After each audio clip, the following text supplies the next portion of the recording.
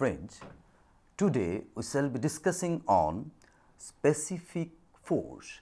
What we have already discussed about specific force earlier, and we were talking more about specific energy in the last class, and today we shall be talking on specific force and how critical depth is related to this specific force.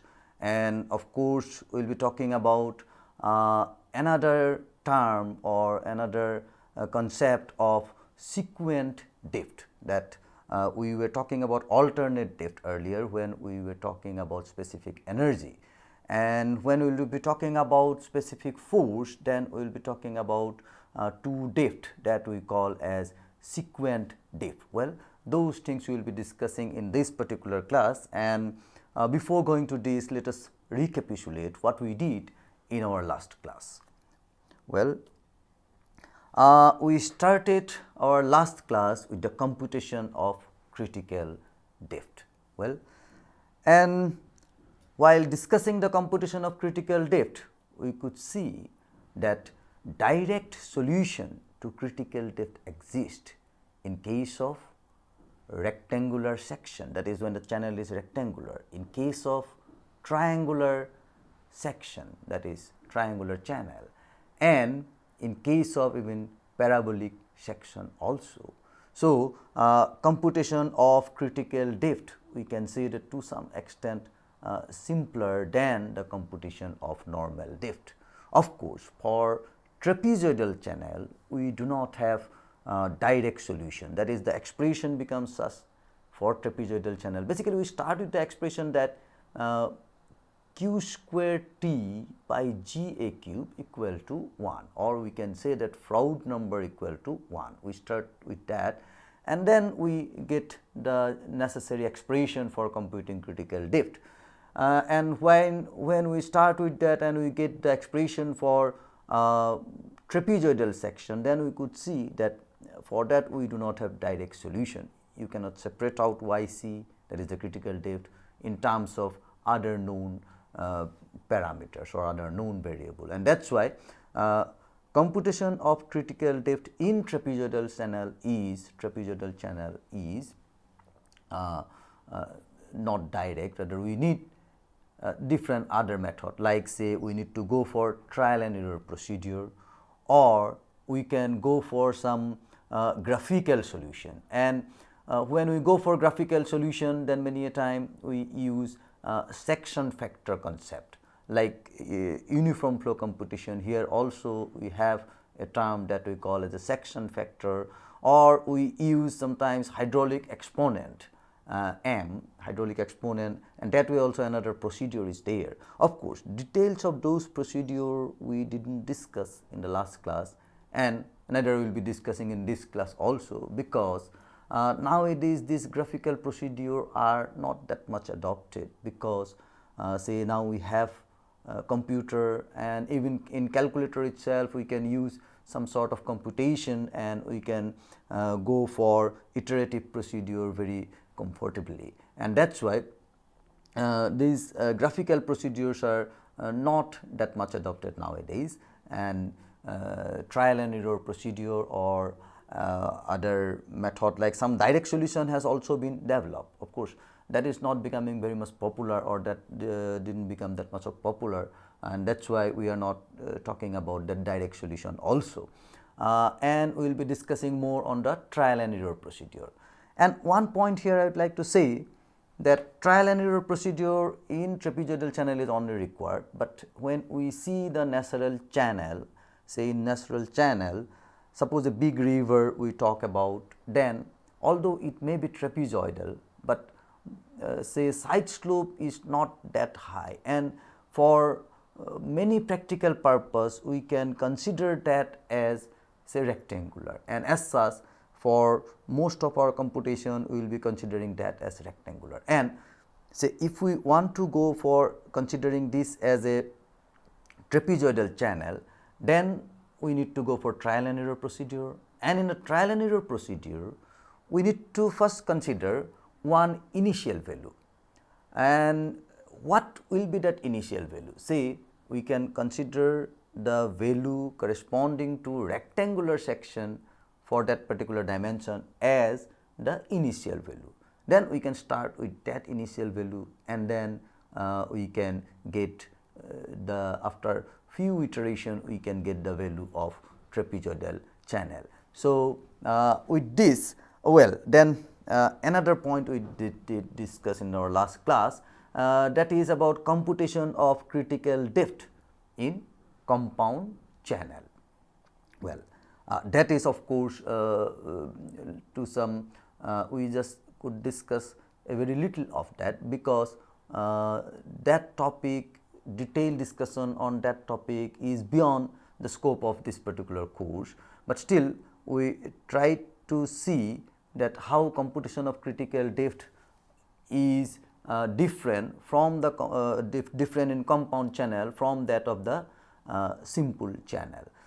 Particularly in a compound channel, when the flow depth is or discharge is suppose small and flow depth is remaining in the lower portion of the compound channel, then this is as simple as a simple channel. But when it crosses the flood plane, then only we need to take care of some other issues, and we could even see that 3 possible critical depth exist in compound channel when the water moves above the flood plane. Okay, that things we did discuss in our last class, and today we shall be moving on to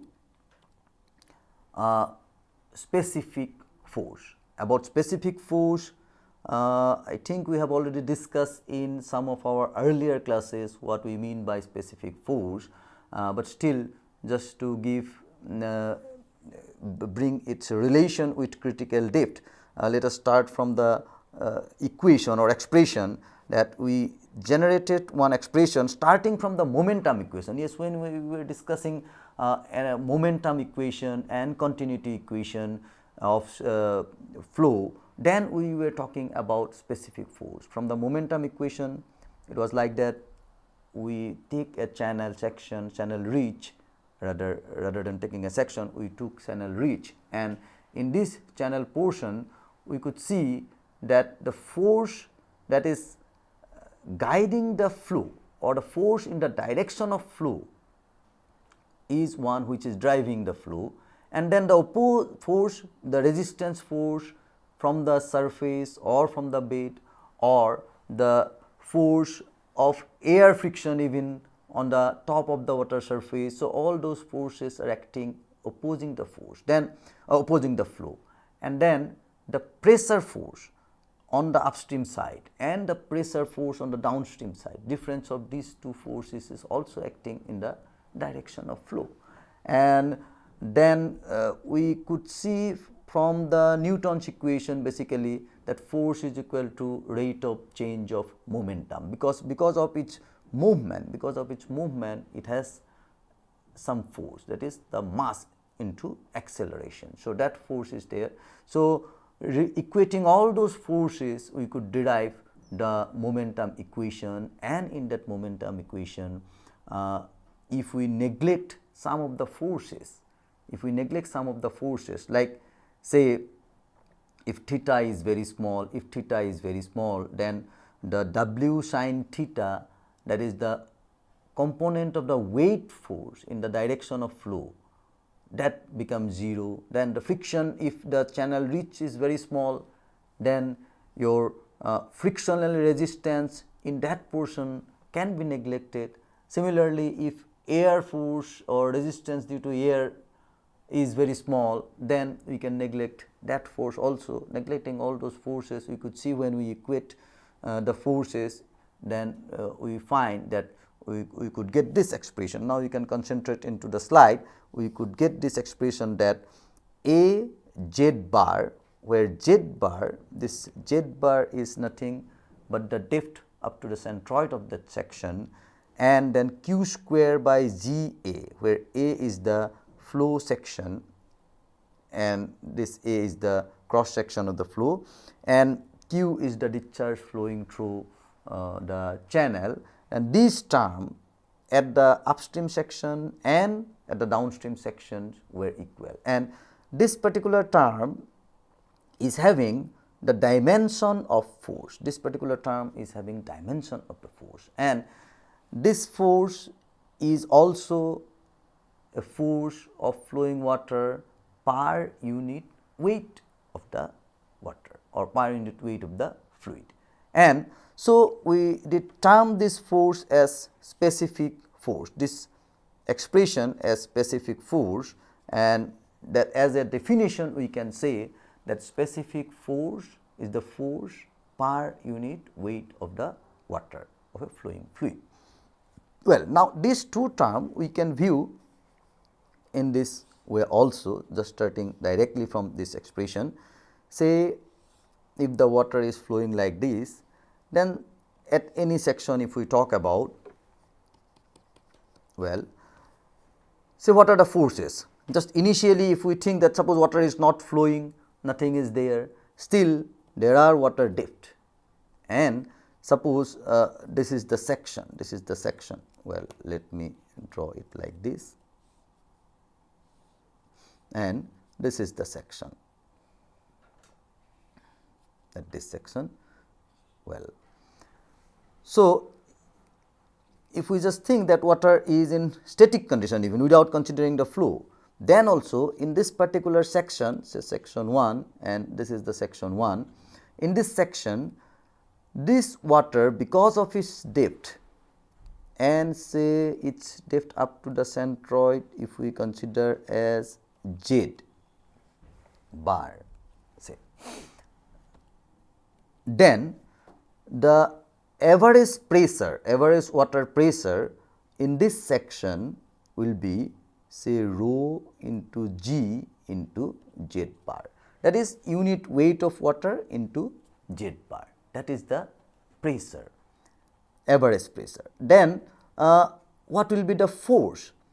When we just consider this even as a still water, then also this force will be there, because there is a pressure. So, the force acting in the direction of flow will be this pressure multiplied by the area.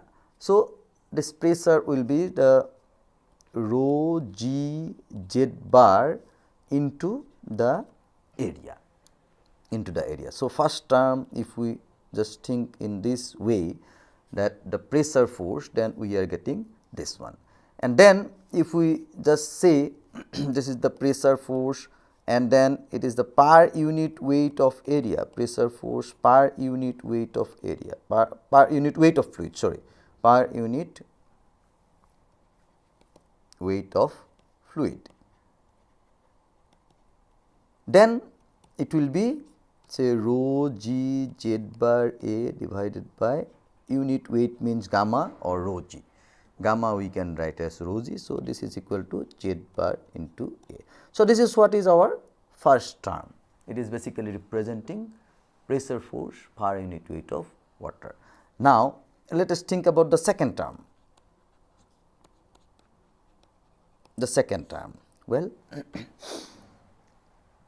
we can view this term in this way, say water is flowing, Q discharge is flowing in this direction, and so some amount of mass is flowing in this direction, and as the water is flowing it has some momentum, okay, and we know that force is equal to rate of change of momentum. If we just try to stop this water here, the velocity will become 0 and change of momentum will be the momentum what it was carrying, because when it becomes stop, when the water is stopped, then it becomes 0. So, change in momentum is equal to the momentum that it was carrying, and momentum is always related to the mass and the velocity. Okay.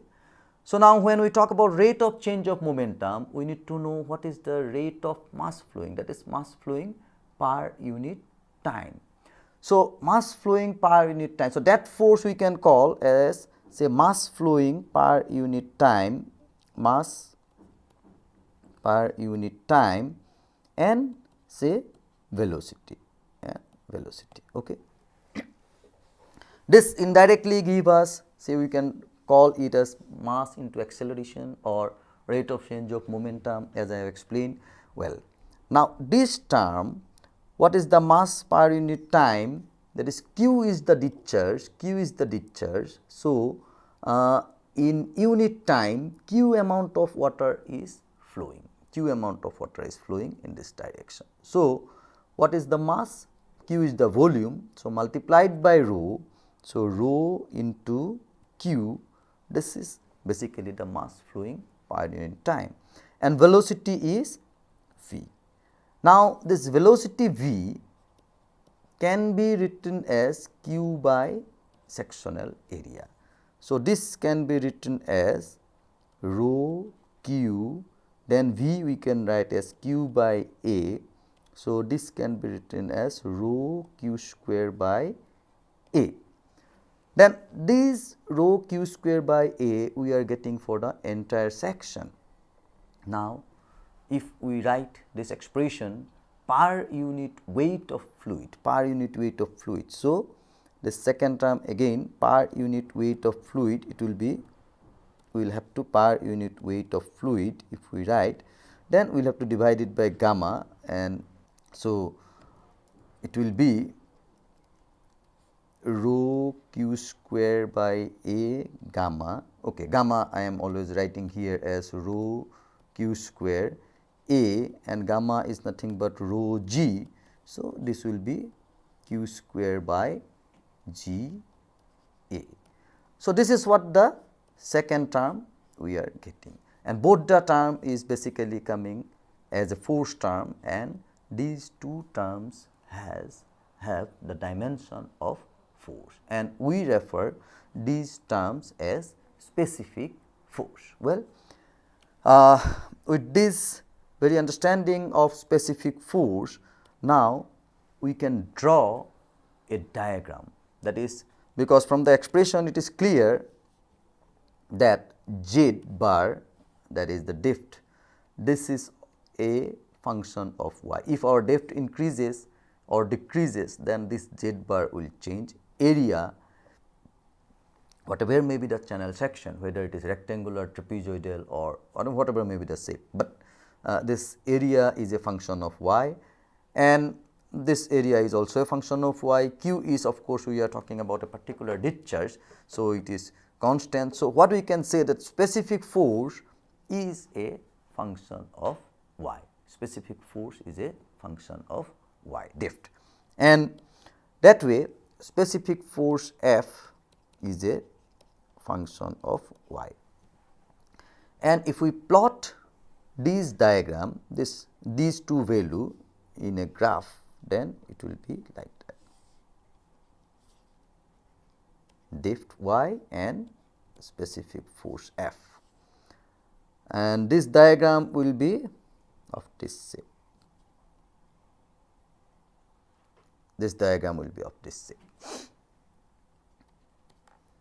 And here also, and this is of course for a particular q, it is for a particular q. With the increase of q, again if we change q, we will be getting another curve. For different q, we will be getting different curve. Well, then here also we have seen that there is a specific force minimum, that is minimum specific force. Well, so let me draw a cross section. Suppose we are drawing this for this cross section, then this depth which correspond to the minimum specific force is again called critical depth. Of course, we are just stating it, at this moment, but we need to also establish that yes, at the minimum specific force point, it satisfies the other condition of critical depth, that is the Froude number 1 and all other conditions what we had earlier, this must be satisfied. We will see that. And then another point that we can see, that here for a same specific force, that is if our specific force is in this level, then we get two different depth. This is say y dash, and this we can call as y double dash. So, this is what some of the characteristic of specific force that we have seen. Now, as I have already told you that we have just mentioned that this is critical depth, fine, but already we did mention that critical depth is depth where where our specific energy is minimum. Well, let us see whether the same condition we can arrive from starting from this point or not. Well, now this is the expression for critical depth, and if our I am drawing it again at this point where our specific force is minimum, at this point this is y and this is f. So, at this point d dy of specific force, d dy of f should be equal to 0, that is d dy of f, that is differentiation of f with respect to y should be 0 at this point. So, let us see what expression we get from this particular equation, d dy of a z bar plus q square by g a. This you can write as d dy of a z bar plus d dy of say q square by g a is equal to 0, and we will be doing with this term later. First, let me write the second term. It is say q square, it is not function of y, and g it is coming, and a to the power minus 1 that we can write as minus 1 and a to the power minus 2 equal to 0, and this term remaining same, say d dy of a z bar. Well, so this can be written as say d dy of a z bar minus q square. Okay, when we are differentiating a, here another term will be coming dy dA dy, because we are differentiating it with respect to y, but it is the term is a. So, dA dy, and we know that dA dy is nothing but the t, top with t, that we have discussed several times. So, we are not going back to that again, and we are writing directly that minus q square by g a square, and this will be t, q square t by g a square, and this is equal to 0. Now, let us see about the first term, d dy of a z bar, and that of course we can see in a very simplified way. Suppose a channel section is like this, and this is the area, and depth up to this point is say z bar. This is the centroid, and depth up to this part is z bar, and say depth up to this one is y.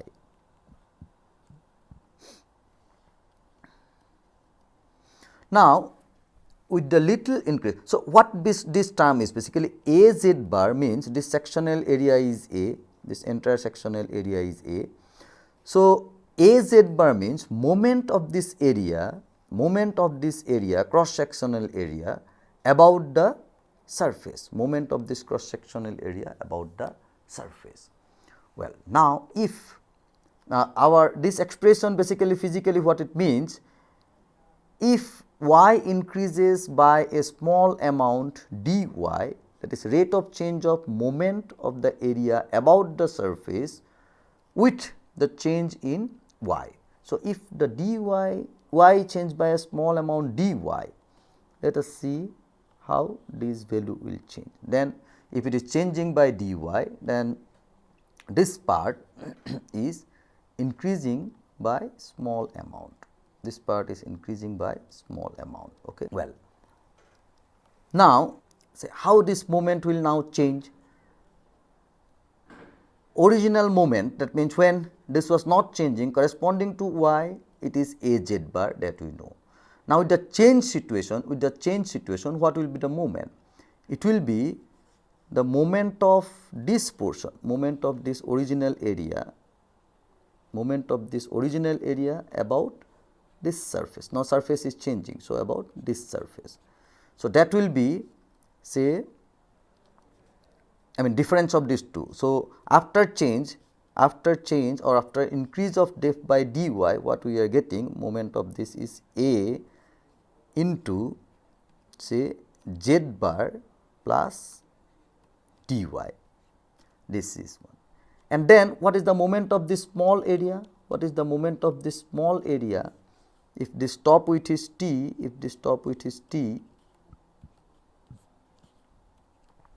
then what we are getting, moment of the small area about the surface, area is equal to, so this is equal to top with t multiplied by dy, and distance up to the surface, this part will be dy by 2. So, this distance is dy by 2.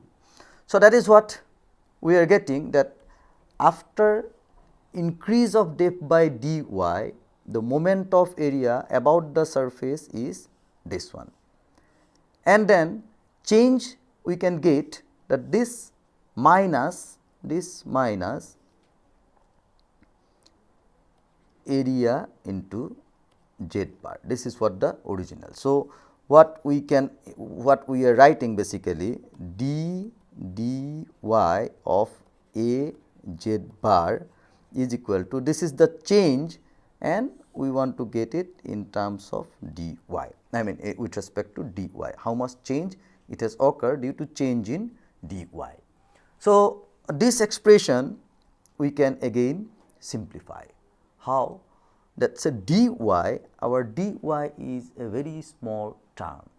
So, product of dy, that is dy square, will be a much smaller term. So, if we say that dy tends to 0, then this term, this where we have product of dy and dy, that term will become very small, and we can consider this to be negligible. So, if this become negligible, then our expression become az bar, and this az bar, that will cancel each other, and then we are getting a dy by dy, this is equal to a. So, finally, what we can write, that d dy of a z bar is equal to a. So, that way, in a simple form, we can get it in this form, because dy is very small. So, physically also we can just from its very basic concept, we can find this expression a. Well, so now coming to our final expression, this expression, in place of d dy of a z bar, we can write as a. Well, let me see. So, what we can write, that a minus, in place of d dA of a z bar, we are writing a minus, we got q square t by g a square is equal to 0, or that we can write as, this implies that q square t by g a, just changing this, taking the other terms to this side, is equal to 1. Now, if we just recall our earlier derivation for specific force, minimum specific force, then also we could arrive at the same expression, that is q square t by g a cube is equal to 1. And from this again we can further do it, that q square by g, then a square, writing a again here and t here, this can be written as 1, and then again this can be written as q square by a square is equal to v square by z. Again a by t we can write as d, hydraulic depth, this is equal to 1, or we can write again f r square, Froude number square is equal to 1, or we can say Froude number is equal to 1, taking root on both sides. So, that way this is the very basic expression that we did derive for the condition of critical depth, that is Froude number is equal to 1, specific energy equal to 1 that we got, and from the specific force specific energy is minimum rather, and from the specific force minimum condition also we arrived at the same expression. So, the statement that we made in our last class also, that the condition for critical depth, last 2 class I think we were talking about these things, that one condition for critical depth is that specific force is minimum. Now, this is being established here. So, we can now consider this as also one condition. Well, then we were talking about this conjugate depth. We were talking about this conjugate depth.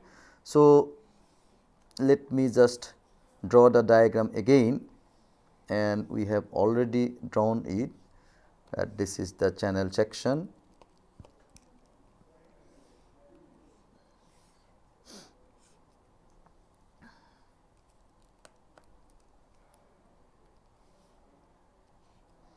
So, the depth corresponding to F minimum, here we are plotting specific force and here it is y, is called critical depth, that is, now we can write here yc, and at any other specific force, that is not the minimum specific force, but any other specific force which is higher than the minimum specific force for a given discharge, then we are getting 2 depth. Already that has been explained, y dash and y double dash. Why we are writing this symbol y dash and y double dash here? Basic reason is that we are writing y1 and y2 to represent alternate depth. So, there is a difference between alternate depth and these 2 depth. Alternate depth we were talking when we were talking about specific energy, that for a energy level higher than the minimum specific energy we get 2 different depth, or say getting a energy level in a channel is possible, getting one energy level we can get for 2 different depth, and these depths were called as alternate depth. And one important point, one of those depth is in subcritical region, another depth is in supercritical region. And similarly, here in case of specific force also we can get, other than minimum specific force, for minimum specific force we are getting critical depth, other than that we are getting 2 depth, and here this part is in supercritical portion, supercritical, and this is subcritical. This is subcritical. So, we are getting supercritical and subcritical region, and the same specific force F we can get for a depth y dash or for a depth y double dash, and these depths are called conjugate depth. These depths are called conjugate depth. These depths are called conjugate depth, and one of these is in supercritical region and other is in subcritical region. Okay. So, this way that we call as conjugate depth, and the same depth, conjugate depth, has another name that we call as sequent depth, sequent depth. Particularly when we will be going to our next topic, that is non-uniform flow, then we will be discussing about a interesting phenomenon in hydraulic engineering, that is called hydraulic jump, that is called hydraulic jump. And in that hydraulic jump we find that sometimes water, for particular situation, when suppose water is flowing in a supercritical condition here, this part is say supercritical, and then due to some obstruction or whatever may be the reason, the flow has changed to a higher depth, that is in subcritical condition. Then the flow changes from supercritical to subcritical in a very small length or a small reach, and it goes like this. and a lot of turbulence, and it is as if the water is jumping from this point to that point, and that occurs in a very small reach. That detail we will be discussing later, but this sort of conditions occur. And then but the specific force, if as the channel reach is very small, so we can neglect the loss due to friction in this portion, and as air length is very small, again air resistance if it is neglected, and similarly if the other terms are neglected, other minor forces are neglected, then we can say that the specific force at this point and specific force at this point, that is the section 1 and section 2 are equal. Now, for the same discharge Q, if discharge coming is Q, so for the same discharge Q, if specific force is equal, that means this depth is y dash and this depth is y double dash, and these are called sequent depth of hydraulic jump. That is, hydraulic jump initially we are getting this depth and then finally we are getting this depth. So, that way this conjugate depth are also called sequent depth of hydraulic jump. That we will be discussing of course in more detail when we will be doing some computations on hydraulic jump. Well, with this we are concluding our discussion on computation of critical depth, and some of the finer aspect of critical depth also we have discussed. But to have more understanding on this part, we will have to do some problem, and with problem solving only we can understand how these things are applied into our actual work. So, let us take some problem and let us see how we can solve these problems. Okay. To start with, let us take one problem, that a simple problem first. Now, you can concentrate into the slide, that 2 meter wide rectangular earthen channel carries a discharge of 5 cubic, at an uniform flow depth of 1 meter, Well, now what this particular statement means, before solving the problem we need to understand what the problem is basically stating. So, what this problem means, that we are talking about a earthen channel, and this earthen channel is carrying a discharge of 5 cubic at an uniform flow depth of 1 meter. Okay. So, discharge flowing is 5 cubic, and this discharge is moving as a uniform flow. That means everywhere the depth is same, uniform flow is occurring, and that uniform flow depth is 1 meter. Okay. That uniform flow depth is 1 meter. Well, now that means in this problem, if this is not given, suppose we were given the bed slope of the channel, suppose if we were given the roughness of the channel, then we could have calculate what the uniform flow is. But now in this problem, uniform flow depth is directly given, that is 1 meter depth is the uniform flow depth for a discharge of 5 cubic. Okay. Now, what they want to know? Well, this soil condition suggests that, now why this soil condition is coming? Because we are talking about a earthen channel. Well, so if it would have been a line channel, then this question would not have come. So, it is a earthen channel, and that is why the soil condition suggests, what it suggests, that to avoid erosion, the bed slope should remain mild. Why it is? If the bed slope becomes steep, well, by mild what we mean and by steep what we mean, that we did discuss earlier also. If the bed slope become very steep, in fact, it is the steep and mild are technically steep and mild. That means we are meaning that it is not literal meaning, but it is a technical meaning that when our slope is greater than critical slope, that we did discuss in our last class, that is when our slope is greater than critical slope, then it is steep slope.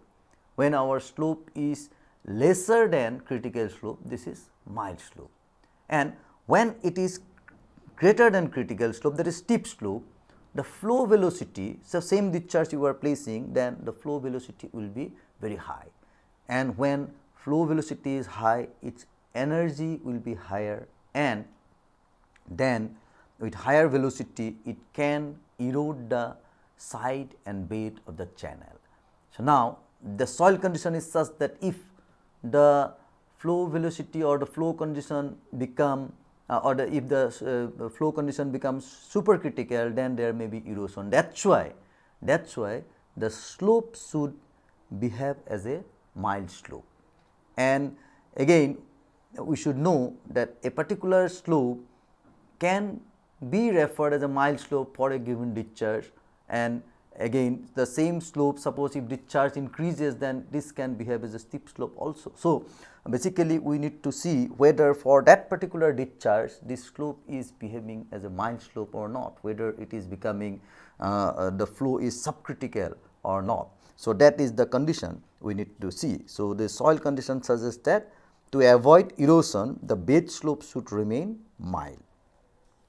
Now, if maximum discharge to be carried is 5 cumac, that means this channel, suppose we are constructing or this channel is being made to carry a maximum discharge of 5 cumac, examine if flattening of the channel is required to avoid erosion.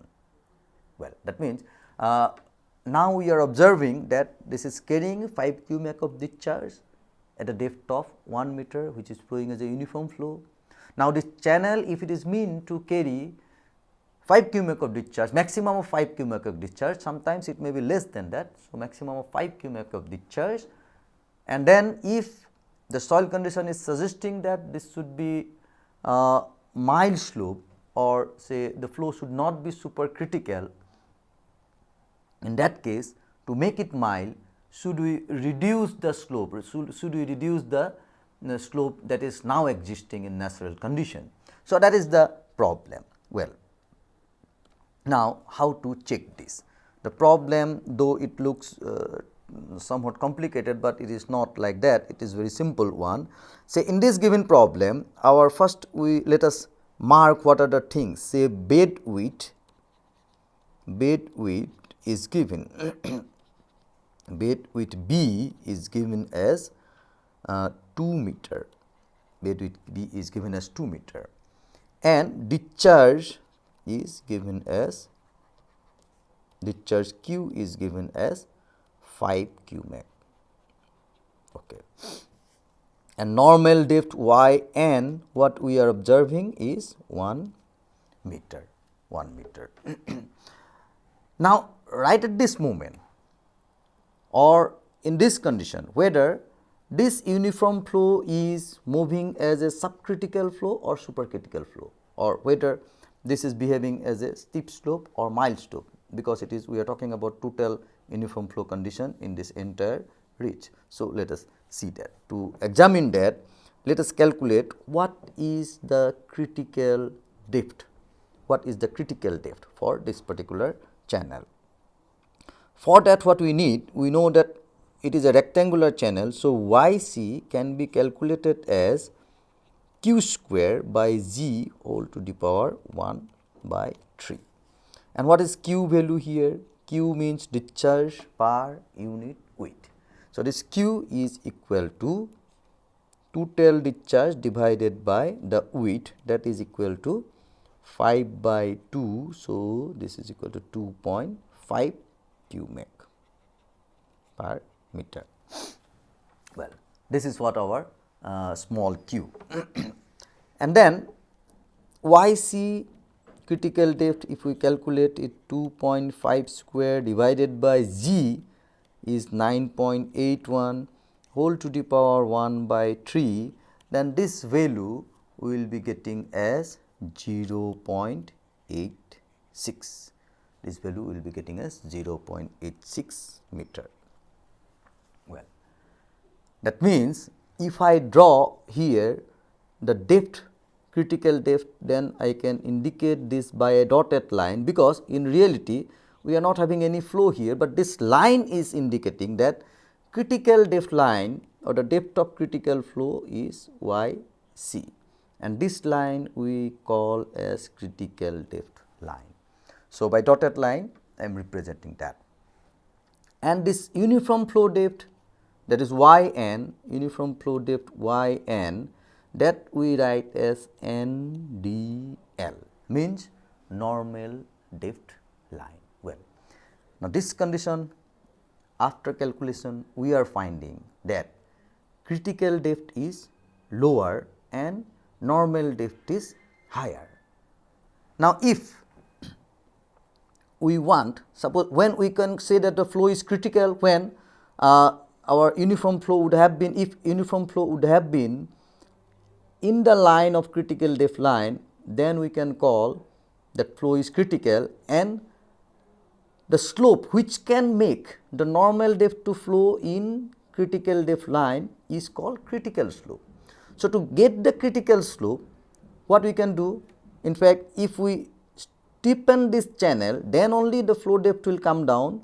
If we just steepen the channel, then only, if we make the channel more steeper, then only this flow depth will come down, and say we can have uniform flow in critical depth line.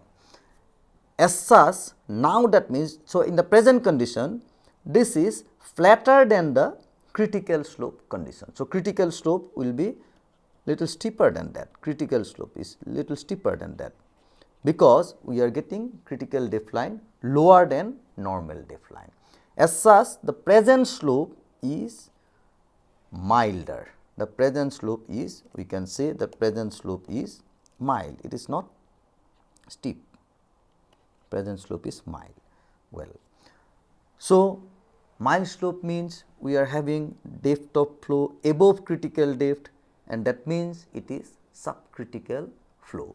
If we remember our energy diagram, then we remember that if this is the critical depth and if the depth is above critical depth, these are all subcritical flow, these are all subcritical, and as such these are in that is the slope is mild slope. So, we can conclude that for the present condition, more flattening of the channel is not required, because the channel is already in the mild slope condition, channel is already in the mild slope condition. And of course, from this we can summarize two things, that is when we just directly can refer this as a mild or steep, say if this is the critical depth line, if this is the normal depth line, if CDL is greater than, if CDL is less than NDL, normal depth line, it means that this is mild slope. If CDL is greater than NDL, then it is steep slope. We are not getting this condition. And if CDL is equal to NDL, actually we can write this as CDL means YC we are talking about, and this is YN. If it is equal to these things, then it is critical slope, critical slope. Well, now there is another part, to this particular problem. Will there be any change in your decision? Will there be any change in your decision? If the above conditions were observed for a discharge of 10 Qmac, if our discharge would have been 10 Qmac, that means say rather than 5 Qmac, for a 10 Qmac of discharge, if we were getting 1 meter of depth, uniform flow depth, and if the channel need to carry 10 Qmac of discharge, then will my decision change, or will our decision change? Well, again here another point I must mention, that here for this condition of course it is not required to flatten, because it is already in mild slope condition. Now, our discharge that the channel need to carry is maximum of 5 Qmac. Now, if it is less than that, will there be any problem. Say if q is less than that, q is less than 5, definitely this will be smaller, this value will be further smaller. So, yc will be further smaller means it will be coming much lower. So, NDL will be relatively much higher what we are getting right now. As such, there is no need of again flattening this channel for if our q is less. So, we are talking about the maximum q is 5 q max, and that is why we are checking it for that condition. Now, let us check if it is 10 q max. So, second part say yc is equal to, this time the small q is equal to capital Q is 10 by b, that means b is 2 and this is 9 point, this is q square divided by 9.81, we are writing at a time to the power 1 by 3, and that value if we calculate this become 1.365 meter, that value become 1.365 meter. So, what it indicate? That this condition will lead to a different situation, that our in second case CDL, this is say first case, in the second case it is 1.361, 1.365, this is CDL for the second case, this is for the first case. Okay. So, for the second case we have seen that CDL is higher than the NDL, and as CDL is higher than NDL means flow is actually occurring below the critical depth, that means below the critical depth means it is in the supercritical region. Critical depth is this one, when it is below the supercritical depth, flow is occurring here in this portion. So, it is supercritical flow, So, for this condition we see that this slope will behave as a steep slope for the so mild for one, and for the second case it will be behaving as a steep slope, this is for the second case. And as such we need to change the slope or we need to flatten this slope if we want to bring it to mild slope condition. So, the answer to our question will be, for the first case no further flattening of the channel is required. For the second case, yes, flattening of the channel will be required, because we are having steeper channel and we are having say supercritical flow in that. Well, so let us take another problem. In a 1 meter wide experimental rectangular tilting flume, now we are talking about a experimental tilting flume, a supercritical flow is occurring at a uniform flow depth of 0.5 meter, carrying a discharge of 2 q max, Well, so let me draw this condition first. Say this is an experimental channel. Well, by experimental channel what we mean, that this channel we can tilt, it is a tilting flume, means say there will be some hinge portion supported here, and then there will be some jack system or some pulley system, different system can be there by which we can tilt the channel, we can bring it to any required slope. So, that sort of experimental channel it is, and then in this channel we are having water flowing at a depth of 0.5 meter,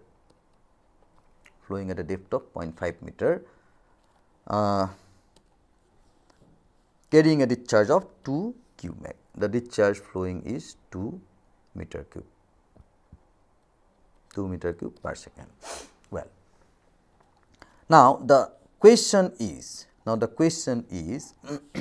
and the channel width is of course 1 meter. It was decided to carry the same discharge, means 2 q max of discharge, same discharge in uniform flow condition, again in uniform flow condition, maintaining same energy level. So, energy at this level, initially when it is flowing with a 0.5 meter depth, then it has some energy, 2 cubic of discharge is flowing. So, it has some energy. So, the same energy level should not change, and the same energy level, but in a subcritical condition. Earlier, say it was in a supercritical condition, now we need to carry the same discharge in the same channel, that is width is 1 meter, but we need to carry it in the subcritical condition.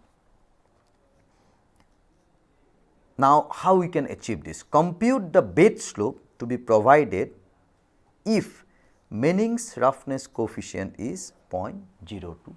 Say in the experimental channel, our Manning's roughness coefficient is 0.025. Then we need to decide, or say before conducting the experiment, we need to calculate that at what slope we must keep the channel, so that we can have the same discharge flowing through the channel with the same energy level what it had earlier, but the flow is in subcritical condition. Of course, before that we need to see what the critical flow and all. Well, let us again write down these what are being given. So, here bed width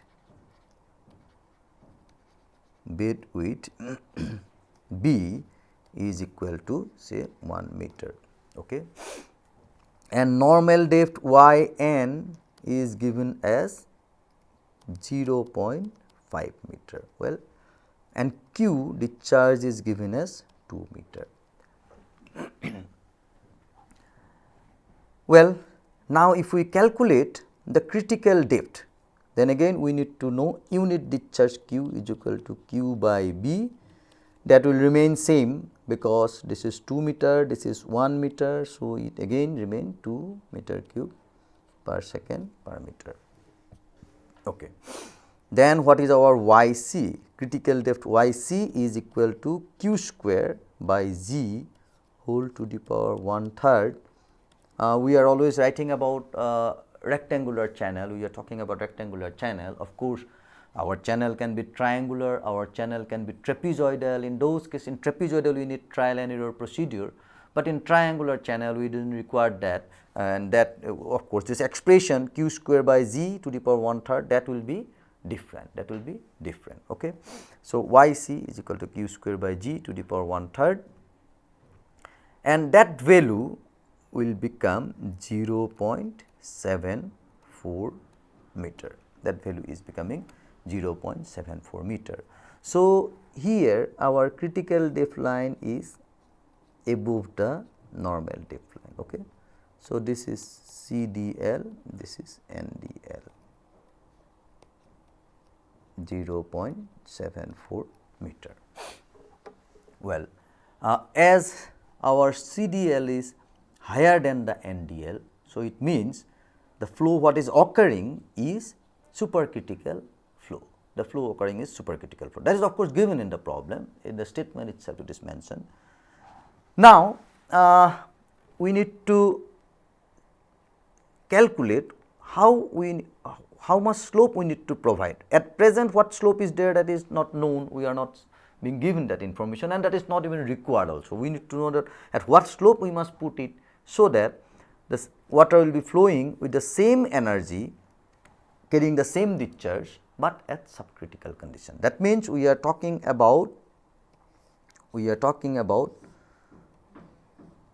this depth y2. We are talking about this depth y2. We want to find what is the y2. We know now the y1. Y1 is known to us, and also we know the yc. And if you remember that we did discuss earlier that there is a relationship between yc, y1 and y2, that we have discussed in our last class. So, using that expression, taking advantage of that expression, we can calculate what will be our y2, because y2 is the depth, which occur in the same for the same discharge in the same energy level. This is the energy level, same energy level, same discharge, but in subcritical condition when this is in supercritical condition. So, we want to know this y2 first. Well, for that we have this relation that we have, say yc cube is equal to twice y1 square y2 square divided by y1 plus y2. Time কিমান হৈছে? হা 5 minutes আছে। মই বোলো তুমি পাহৰি গৈছা নেকি? Okay. Start. Okay. So this yc cube is equal to this one, and then we know already yc, so we can write 0.74 cube is equal to 2 into y1 is already known to us, that is equal to 0.5. So 0.5 square into y2 square we want to know, and this is 0.5 y1 plus y2, and this expression if we simplify it will become 0.405 y2 plus 0.2025 is equal to 0.5 y2 square. We can just cross multiplication and then finally writing this in this expression. Then this will take a form of quadratic, this is basically in a quadratic equation form, and we can write it in this form, that 0.5 y square minus 0.405 y2 minus 0.2025 is equal to 0, and this will lead to, say y is equal to, rather y2, it is a quadratic equation. So y2 is equal to, if we write that, then we will be getting 0.405 plus minus 0.754. Well, that means say it is minus b plus minus root over b square minus 4ac, that part is giving this one. Now this depth y2, we know from physical consideration that this cannot be negative. If we consider a negative sign, this will become minus 0.35 something. So, so that way this cannot be. So, we will have to consider the positive sign. So, this is equal to, this y2 is equal to 1.16 meter, considering, or rather we can say ignoring or not considering negative value, because it is practically not possible. So, we are not considering the negative value. So, this is our depth. So, one point is already known, that y2 what we are getting is 1.16 when y1 is equal to 0.5.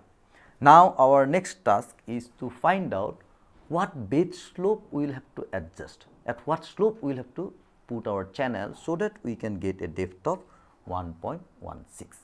Here we need the computation of normal depth or uniform flow using Manning's equation, because already we have done this, and from that, say now our required depth. So, for the second phase of the problem, say our required depth y, what we need to calculate, this is equal to 1.16.